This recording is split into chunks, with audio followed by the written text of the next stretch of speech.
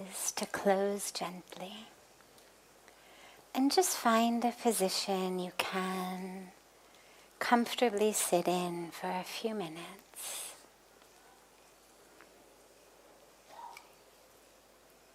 And allow that awareness,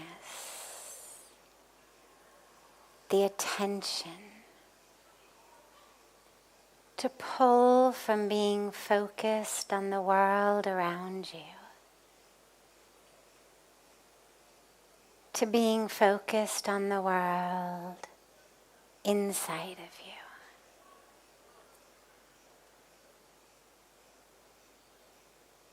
Take a moment and allow yourself to really arrive.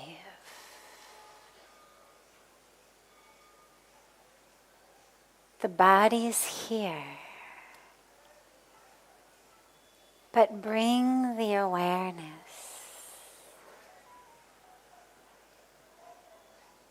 bring the consciousness, bring the attention to this very moment, to this very breath.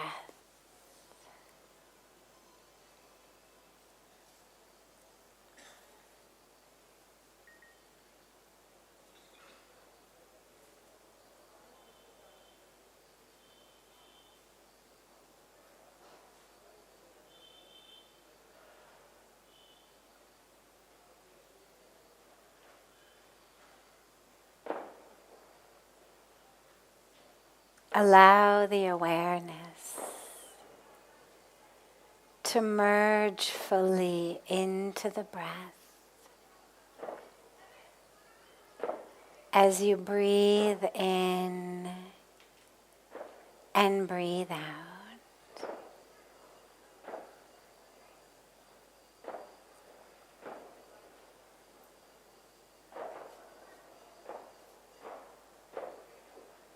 Sounds will come, sensations will come, thoughts will come. But don't allow the awareness to get hooked into them. Just keep that awareness anchored in your breath.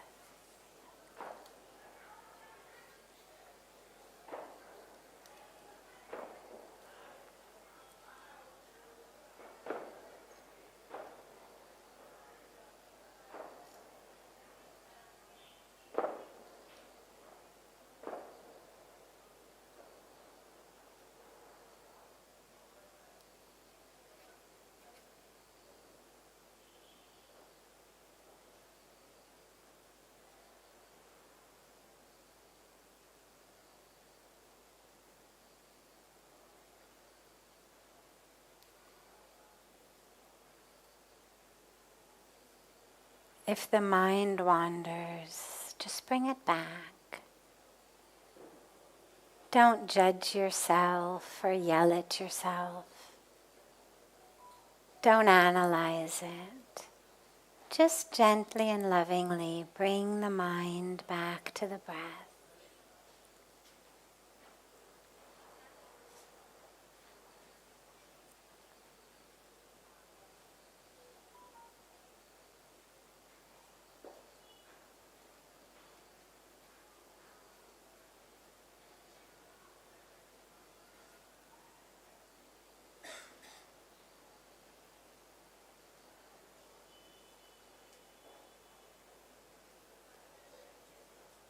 You can add a very gentle mantra to this if you like. The mantra is very simple. It's so hum. So on the inhalations you can chant silently to yourself. So as you inhale,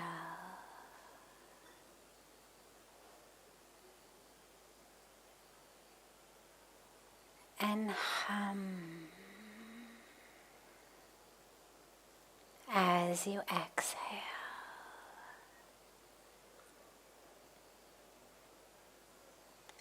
So hum means I am that.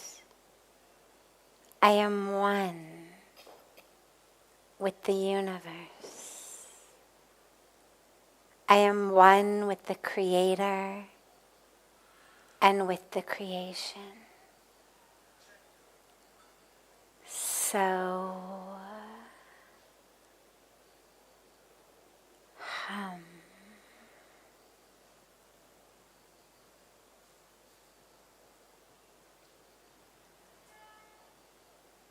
So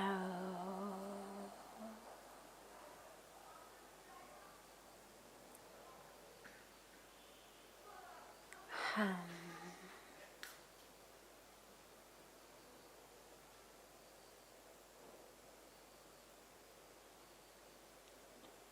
Just chant it silently to yourself on the inhalations and exhalations.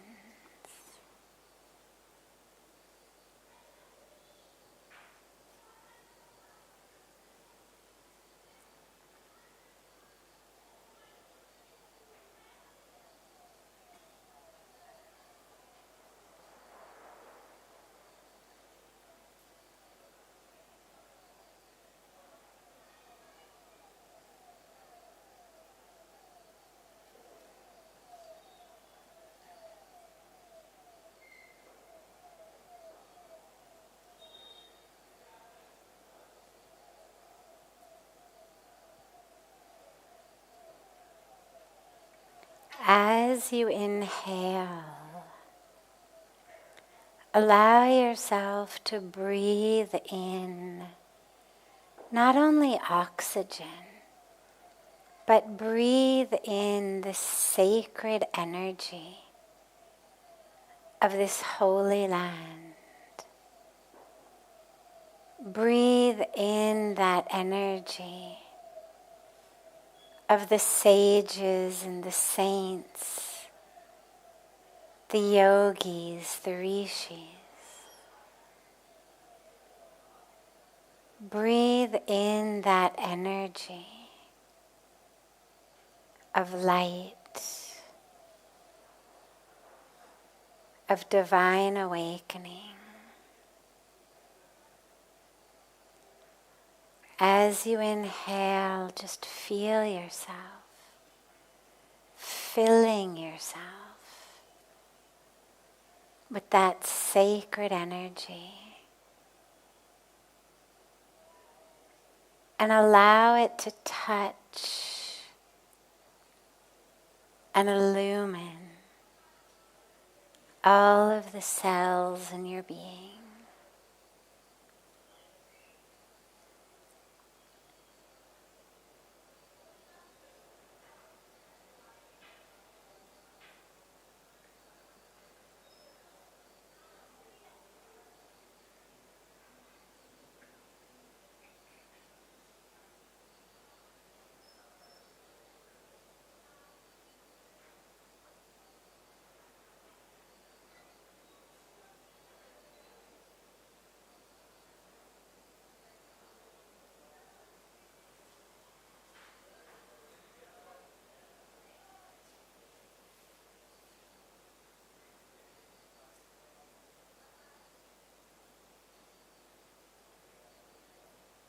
On this sacred day of Dhanteras, when Mahalakshmiji arrives, feel that presence of the Mother Goddess within you.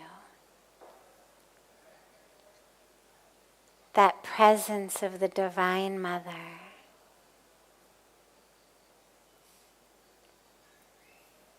Holding you.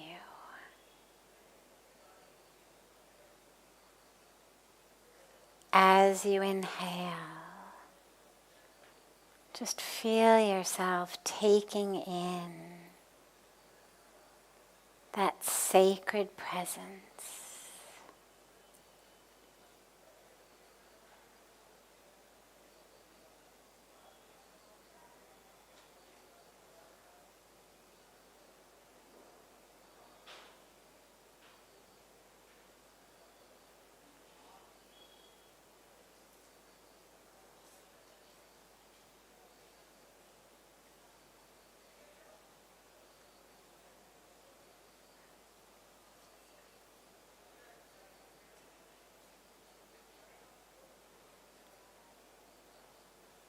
slowly and gently, bring your hands together at chest level and rub them gently against each other.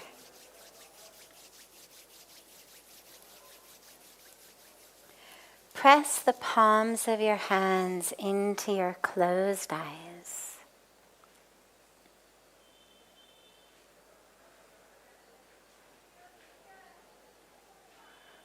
Slowly open your eyes and lower your hands.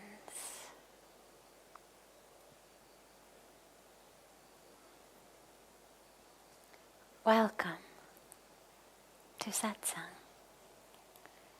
And happy Dhanteras, everyone.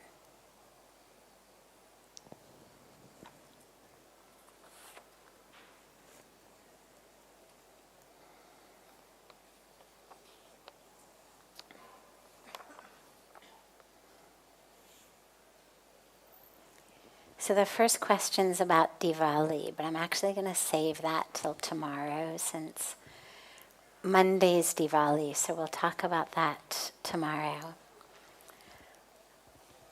How can I be an independent woman in this country and not give in to my family's determination to see me married?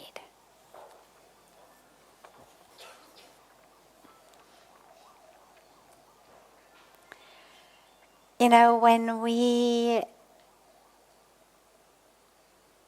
look within to find our dharma, our path, and when we make choices in life about our path,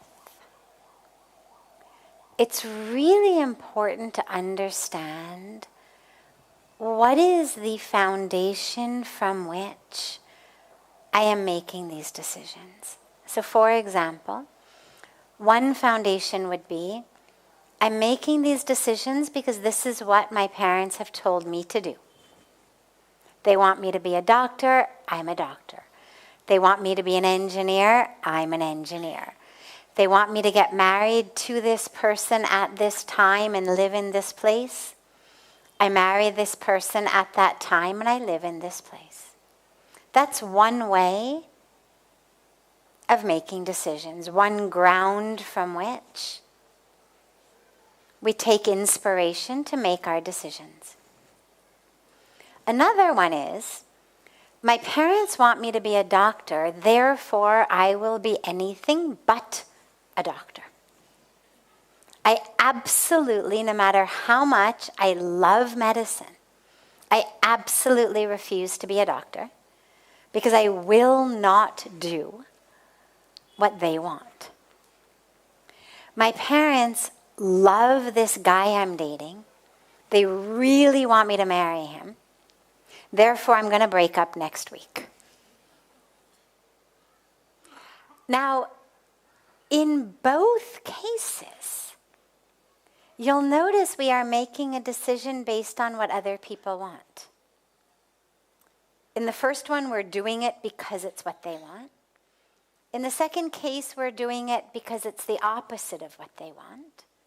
But in both cases, the very ground from which we are making a decision is that which we are being told to do. Meaning, in neither case are we actually looking within for the answers. In neither case are we actually anchoring, grounding, checking in with what really feels right. And I mention this because there's a lot of times in our life where, especially if we have parents who are particularly determined and vocally determined and very energetically determined, we may find ourselves not doing what they want. Not because we really don't want to do it, but just because we don't want to do whatever it is they want us to do. And I notice in the question she's asked, How can I be an independent woman, not giving in to my family's determination to see me married? Now, nowhere in the question does it even mention whether she wants to be married or not. What she wants is independence. And it's critical because I think a lot of us, and I certainly know that I did this when I was young, we make decisions that are not actually what deeply we want. They're not deeply what's right for us. But we do them because they're the exact opposite of what we're being told to do. And in our very beautiful yearning for independence, which we all should have, in our yearning to just for once, for God's sakes, make my own decision, we do the opposite of what we're being told. But if you realize we're actually then being just as much of a puppet, we're not actually being independent. We're still being dependent. We're just dependent in rebellion rather than dependent in obedience. But I'm still not really doing what I want. And so what I would say to this, presumably, oh yeah, it is a young woman, she said, an independent woman. What I would say to this young woman is, for a moment, forget what everyone's telling you to do. Know that you are independent. Know that you do have total free will. What is it, aside from what anyone is telling you to do?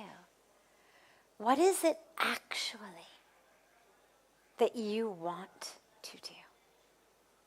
And if deeply what you want is not to be married, well then it's going to take some courage to explain that to your family, but that's all right.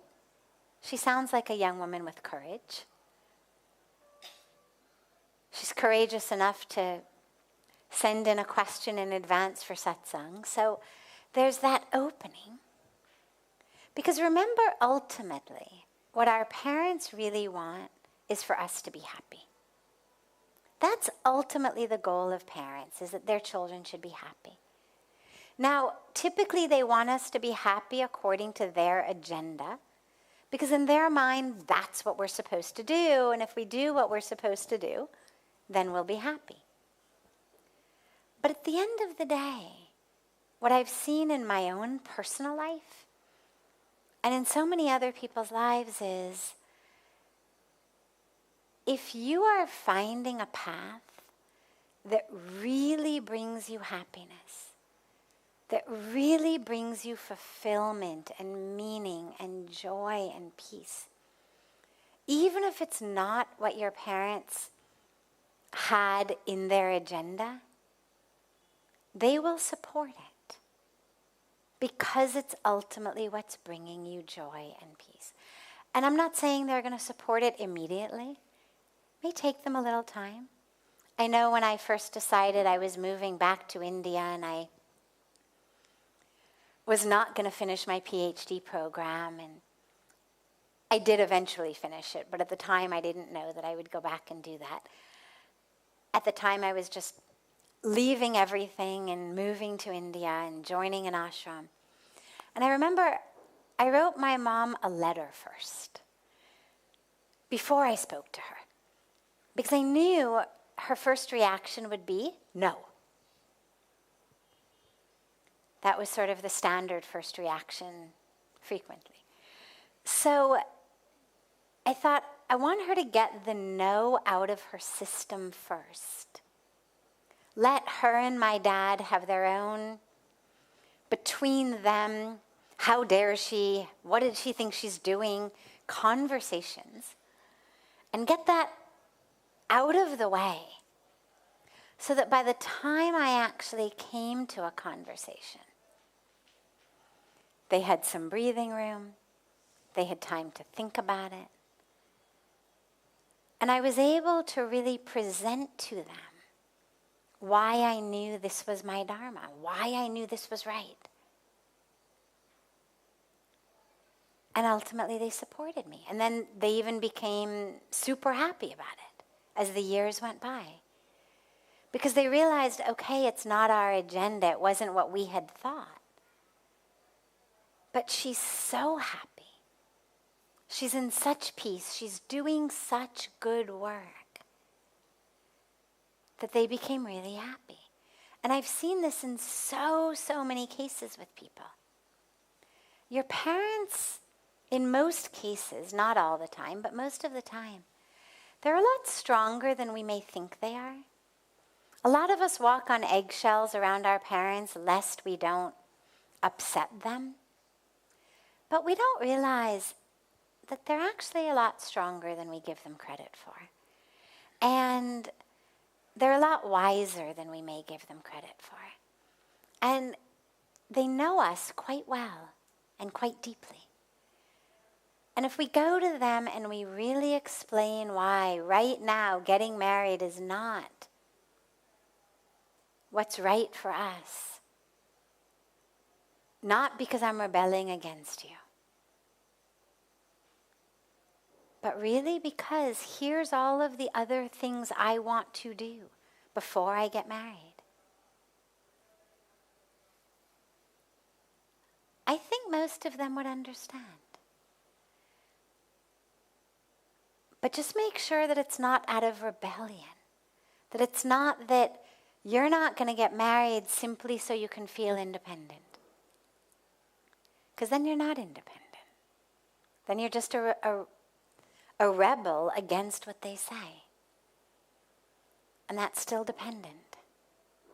Real independence is the freedom to make a decision that is not affected either way by what the culture says, by what other people say, by all of the different strings and cords that bind us. But that's made in wisdom. Recklessness is not independence. Rebellion is not independence. Independence requires wisdom. For me actually to know what the right decision is. So find that real inner wisdom. And then present it to them. And once they get over the very first initial reaction,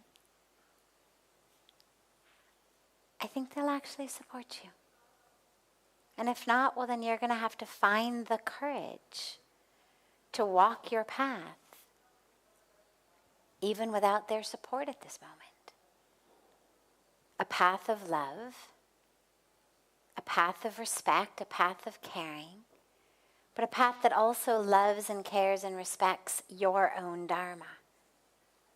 That respects them, cares for them, loves them, and loves and respects your own path and your own dharma. And a path that holds both of those things together is ultimately the path of independence. Because independence does not mean that I trample all over everybody around me. Doesn't mean I become the, elephant in a china shop. Or the bull in the china shop, rather. It's not what it's about. The wisdom within independence is a wisdom that takes everything into consideration. The people around me, my own internal sense, Mother Earth, all of it. So anchor in and find that wisdom, and then walk your path. The truth is a magnet. Truth attracts people. And when you really live your truth, you don't have to shove it down people's throat. You just have to live it. And slowly, slowly, slowly, people will come around. Parents especially. questions?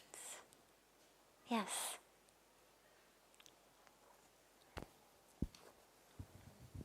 This is from someone in the Insta live chat, and she says, you often talk about how you don't miss material things because your heart is so full. This is possible if you're living in an ashram. How can you make such a step in the city? And the first part was that I don't miss things. Is that what she said? She's saying you often talk about how you don't miss the material things. Yes. So, not missing material things, and this is a question that refers to lots of questions that I get all the time about, don't you miss America? Don't you miss, all of the things that you used to do and have and own and etc. And me saying over and over for the last 26 years, no, I don't. Because my heart is so full here. Doesn't mean there aren't things there that I enjoy. But there's no sense of longing. There's no sense of emptiness due to a lack of something from there. Now, this isn't only possible in an ashram. This is very possible in a city. It's possible anywhere that you can be connected to your true self. I mean, can you love in a city? Of course. Can you meditate and connect to God in a city? Of course.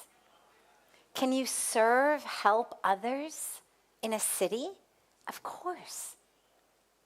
Can you look up at the stars in the night or the birds in the day and appreciate the exquisiteness of creation in a city? Of course. Is it as nice as it is on a mountaintop? No. But that's why you've got weekends and holidays to go off to the mountains and be in nature like that. But you can do it in the city. Your true self is within you.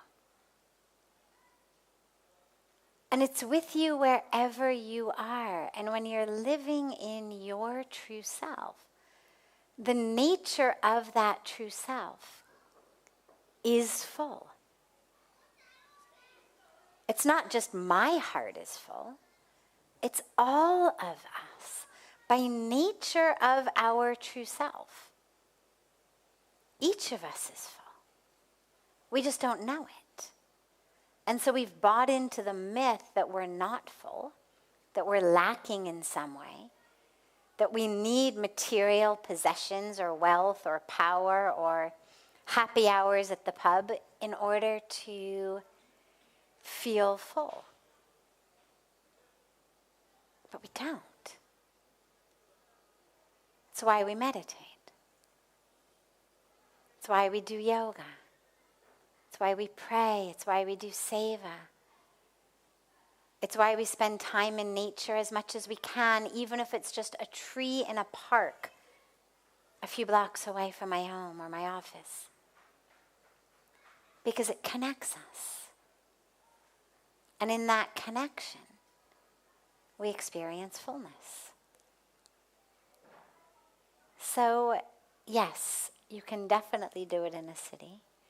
You may find that it's easier to catalyze that in an ashram, at a retreat center, in nature. But once you've catalyzed it, then you carry it back with you. Then it's yours. So, by all means, come here for a short time or find a beautiful place near where you live, wherever you live. Jumpstart that. Jumpstart that connection to your higher divine self. And then you'll carry that back. And you'll find the opportunity for fullness in every minute and every moment. Because it's in your heart. And just like there's something to be grateful for every minute and every moment, Well, that's enough to make our heart feel full. The more grateful you can be. And ashrams don't have any kind of monopoly on gratitude. You can be grateful wherever you are. Do you pull into a parking garage where somebody parks your car? Can you be grateful to him? Does somebody make you a cup of coffee in the morning, either for free or that you buy? Can you be grateful to them? Or do you make a cup of coffee, but someone somewhere in the world was growing those coffee beans, slaving away in a coffee field so you could have those? Can you be grateful to them for doing that? I mean, there's so much to be grateful for. Wherever you go, just look for it. And you'll find that slowly, slowly your heart feels very full wherever you are.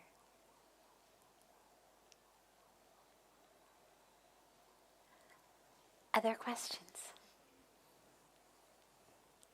Yes. Namaste, Guruji. I have one question. I have heard that when our soul is leaving the body, that time for a fraction or few seconds, we tend to see the entire lifetime in front of our eyes. I just want to understand at that point of time, what is the purpose of seeing the entire lifetime, or what we are supposed to interpret from that? That's one question. Mm-hmm. Second question is, I also heard that when the time comes, we'll meet our Guru. So how will we understand we have met our Guru?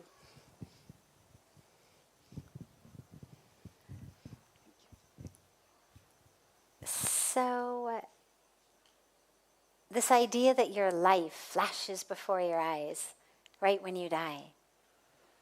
Interestingly, this is an idea that transcends religions. I've heard people from every walk of life, every religion, every culture, every country. Usually our ideas about death tend to be very culturally and religiously related. This is one I've heard everywhere. I think that the reason it would be true, if it is true, at least according to our Vedic understanding of life and death, is that my next birth is going to be based upon the fruits of the karma, means the results of the actions of what I've done in this birth and in my past births. Some of my actions, their results happen immediately. As I always say, it's like a bar fight, right? I hit you, you hit me right back. We go home with black eyes, but our karmic relationship is over. We don't have to carry it into our next birth. But a lot of the actions that we do actually bear fruit later in this life or even in next life. And so to give us an awareness of why we're going where we're going, I could imagine it would be helpful to see and to suddenly understand, okay. I also think that it might make our life sort of understandable as the thread that it is, because each life is just a thread in a tapestry of creation. I mean, each of our threads are interwoven. We've got these karmic journeys and karmic threads where each of us is interwoven with each other, interwoven with our circumstances and situations. And some of it makes no sense at all why we're living it. I get questions all the time why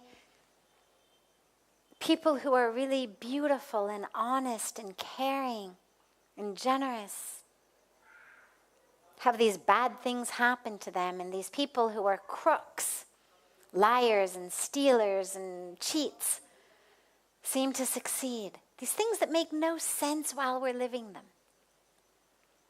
I think that suddenly, if as we died we were able to see not just our actions, but the way that our thread wove into the tapestry of creation, that would be really beautiful. And again, I can't tell you that this actually happens or not, but should it happen, I think that would be really beautifully kind of the universe to offer us that view from a distance of, oh yeah, this is how this thread of your life that is just coming to an end wove so beautifully into the tapestry of all of creation. And here's where that thread's going to pick up in the next life as a new thread through the same tapestry of creation. So that for me would be why we would see it. But what's even more important than that is, can you see it while you're living it? I mean, don't wait for the flash of an eye. Oh, this is what my life was about. Because unfortunately at that moment, there isn't anything else you can do about it. Neither what it was like, nor where you're going. It's just information for information's sake. The real question is, can you see it while you're living it?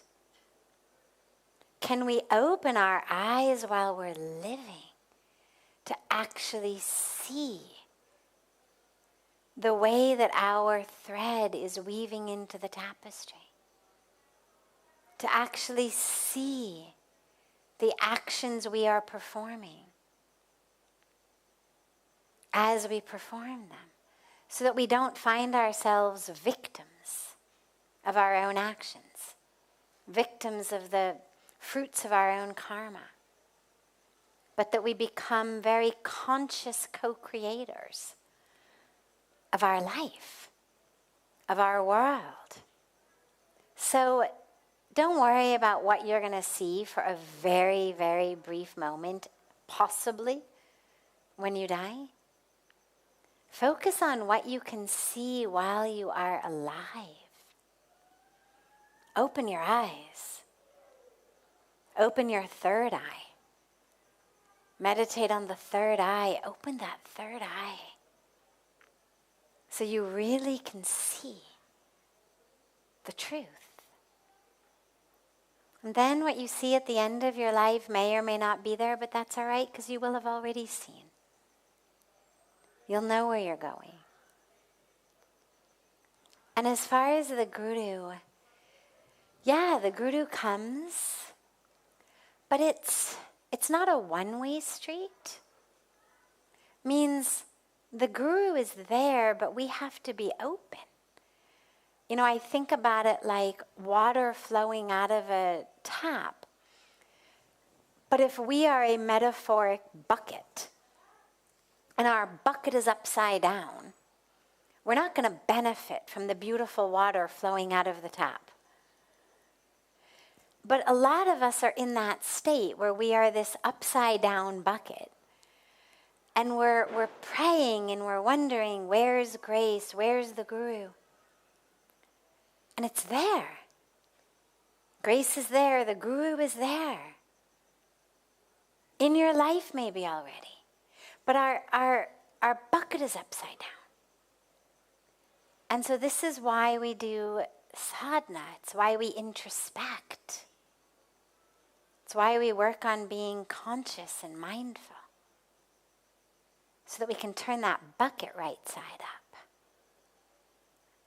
and actually accept and absorb and see and therefore benefit from that flow of wisdom and grace, that presence of the Guru. And when you say, how do we know? you'll know in your heart, the mind likes to shop. It's what we're trained to do. So the mind is used to sort of sizing people up. And sadly, we do it even with gurus. And you get a lot of people these days sort of guru shopping. Well, this one can do this, and this one can do this, and this one is...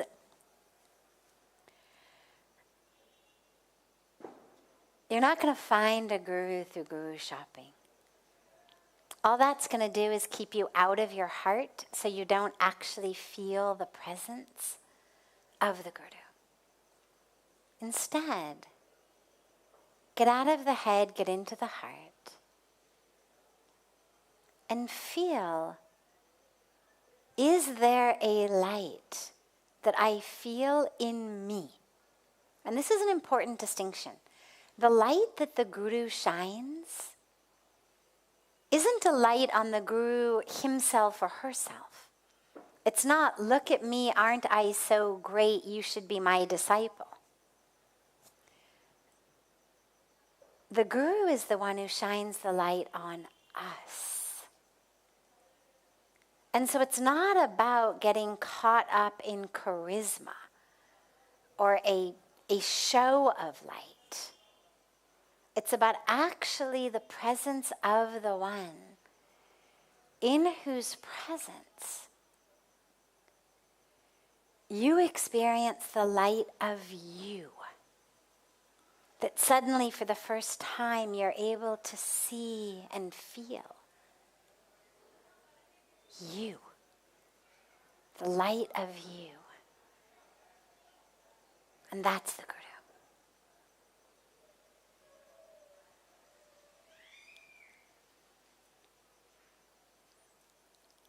Have a beautiful Dhanteras, a beautiful first day of Diwali.